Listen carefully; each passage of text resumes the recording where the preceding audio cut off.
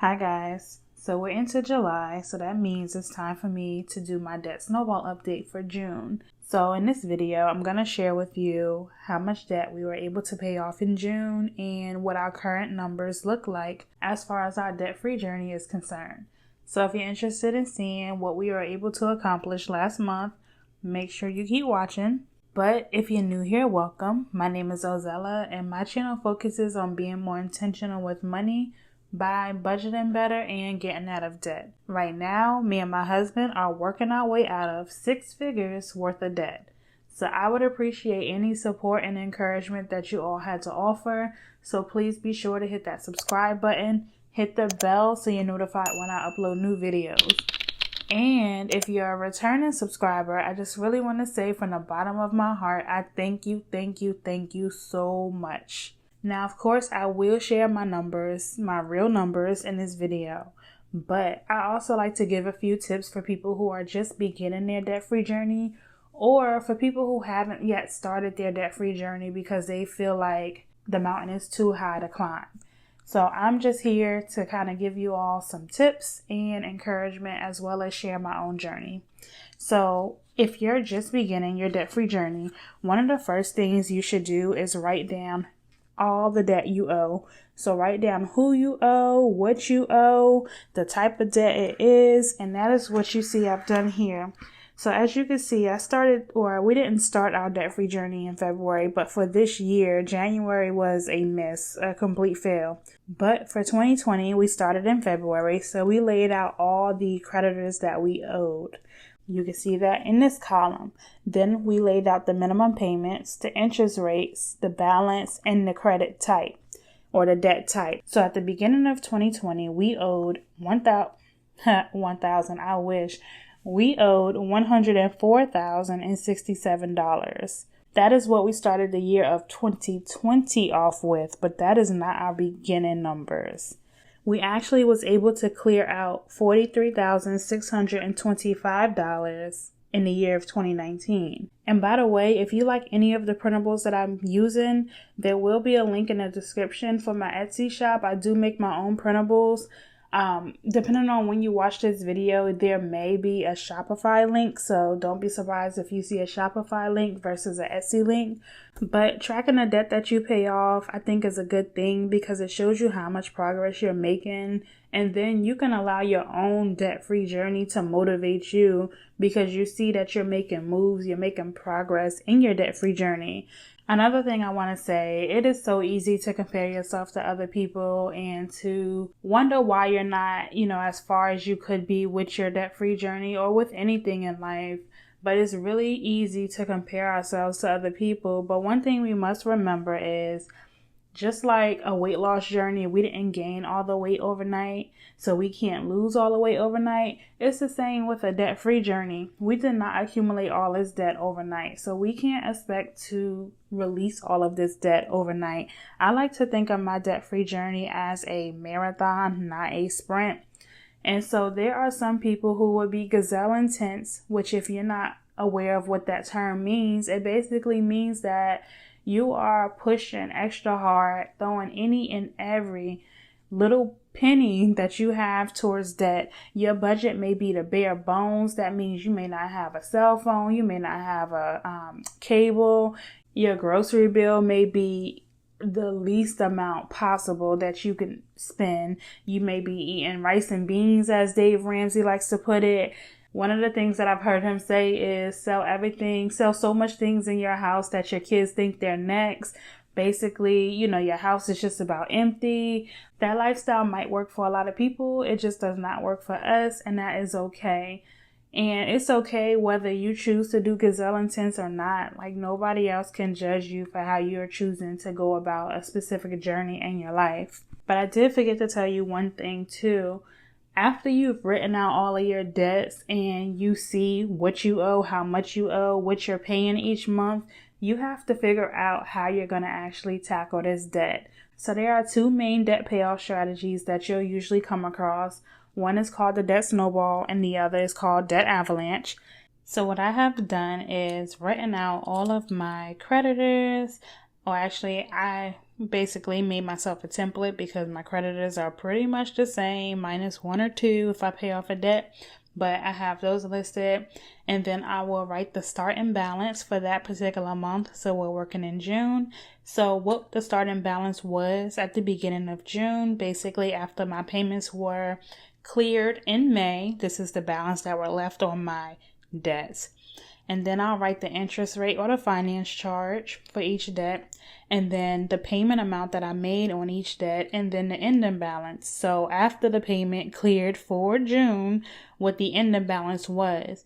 And basically this ending balance here is going to be the starting balance for the next month. So it's not too much work that you have to do, but you still have to log into each creditor each month to get the finance charge and to make sure that your ending balance comes up to their ending balance. So it is a little work, but it doesn't take long. It takes me about an hour or so, and I have all of these creditors that I have to look through.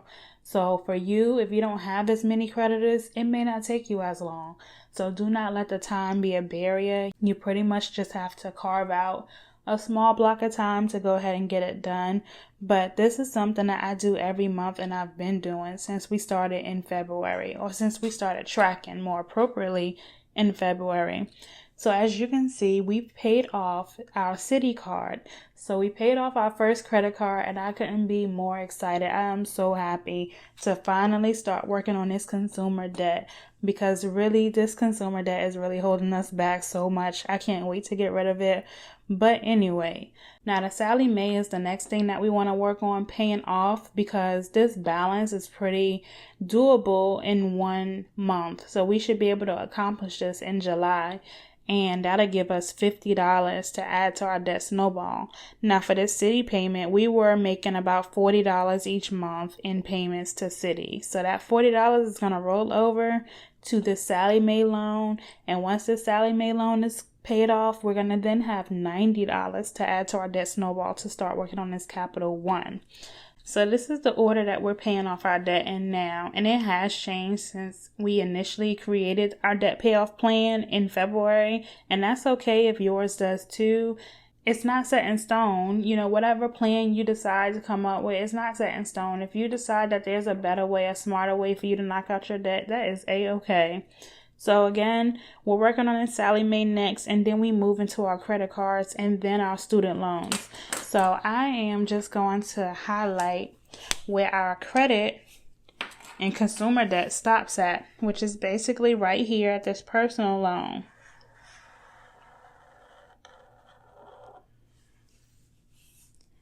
And so my main first goal is to pay off all of this debt, and then I'll work on my student loans. And as you can see, for June, we didn't make any payments and we didn't get any interest rate charge. That is because of the CARES Act. So right now, any federal student loans, they are on the COVID forbearance.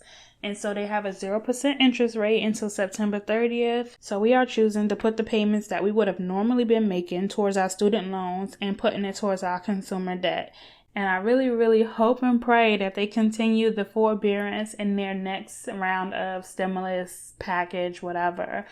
Because I just really want to get out of consumer debt and then work on the student loans. So I've shown you my numbers here, but what I also like to do is a monthly debt summary. I do this, I fill this out because it gives me basically like a snapshot of our debt-free journey. So what I like to capture is how much debt we've paid in any given month towards our debt, how much interest accrued for that month, and then out of the total amount that we paid towards debt, how much of that money went towards the principal. So I like to note what our beginning debt balance was at the beginning of the month, and then after we made the payment, what it was at the end of the month. And then here is how much we've paid off altogether since our debt-free journey started. So I told you we started in 2019. So I'm going to include all of the debt we paid off in 2019 and all of the debt we've paid off so far in 2020. And I'm also tracking my credit scores, which I know some people say it doesn't matter. When you pay off debt, your credit score is going to go down. But I am tracking my credit score because my husband and I want to work towards buying a house. And there's certain credit scores that you have to have in order to get good interest rates. So I want to track my credit score to see how paying off debt is personally affecting my credit score. So as far as the monthly total towards debt, what I'm going to do is add up all of the payments that I made. So I'm going to add up everything that I've paid, which really wasn't that much since all of these student loans are on forbearance, but I'm going to add it up anyway. So what I got was $1982.91. So that is how much we've paid towards our debt in June.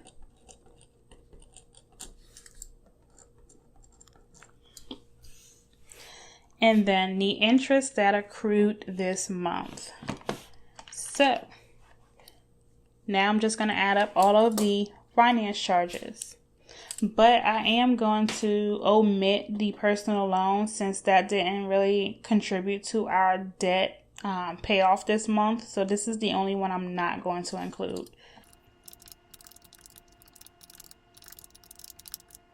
So towards our interest, we have $439.33. So that is how much went towards interest this month. And then out of this amount that we paid here, let's see how much actually went towards the principal. So $1982.91 minus the $439.33, and I have $1543.58. Now, as far as the begin debt balance, this is for the month of June. So all I'll do is use the number, the ending balance from the end of May. So as you can see here, last month, actually you can't see. All right, so last month we ended the month with $95,563.50. So I'll just take this number here and just add it right here. So my last month's ending balance is my this month's beginning balance. And then my ending balance is basically going to be this amount minus the principal. So my beginning debt balance minus the principal. Now, the amount that the calculator says is $94,019.92. Normally, that is the amount that I would be writing in the ending balance, but you have to account for any additional debt that pops up and shows up, okay? So one thing we did get in the mail is a bill here. This went to collections. It is from Cox Cable and Internet. It is for $304.70. Now, we moved to a new place in February. In March, we changed our internet provider. We unknowingly kept getting charged by Cox, and when we finally called, they said that we weren't actually getting charged by them, but it was actually equipment charges. So because we ended service with them altogether, they decided to tack on all of these equipment charges that we supposedly had. Now, we hadn't been renting equipment for years, so I'm not sure exactly where this equipment charge came from, but we called them and tried to get it taken care of, and one equipment charge is like from 2005, and the lady was supposed to call us back after they looked into it and things like that, and we never got a call back. So I'm just going to go ahead and pay it because they sent it to collections, and you guys know I'm trying to work on my credit scores, and I don't need anything else going on my credit and bringing my credit score down. So I'm just going to add that amount to my total debt, which is $304.70. And so my ending balance for the month is actually $94,324.62. So cumulative, all I do is each month, I told you I do the same update. So my cumulative here was $52,128.50. So I'll just add this amount plus the total that I paid towards principal, and I'll add that to get my cumulative. So, cumulative, since we started our debt-free journey and got serious about it last year, we've paid off $53,672.08.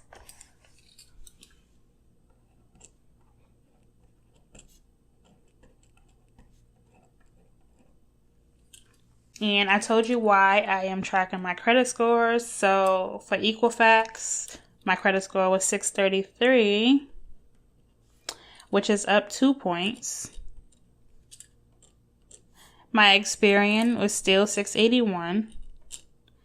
And then my TransUnion is 642, which is up 6 points. So one thing I am going to do is I'm just going to add Cox down here at the bottom, because this is something that I have to work on paying off, which is another thing that I plan on tackling in July. What I've been doing is highlighting as I pay off each debt. So here's the debt that we paid off this year. And if you're curious to see how much debt we've actually paid off this year, let me just show you, because it would be kind of cool to see how much debt we actually paid off in the first half of the year. So the first 2 quarters of the year.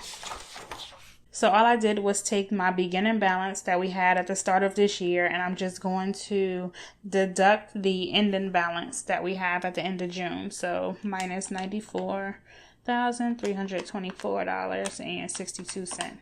So far we have paid off $9,742.38, and that is how much we've paid off in June. So in the first 6 months of the year, we paid off almost $10,000. Like I said, don't compare your journey to somebody else's. Just because you might watch a video that somebody else has paid off $20,000 or $30,000 this year so far, be proud of where you are, what you've been able to accomplish, and the mindset that you have. You know, the fact that you're even working towards paying off your debt-free journey is something to, celebrate in itself, because so many people are so scared to even tackle their debt. So be proud of where you are and be proud of what your future holds for you regarding your debt-free journey. And with that, I'm going to sign off and say, until next time, guys. Bye.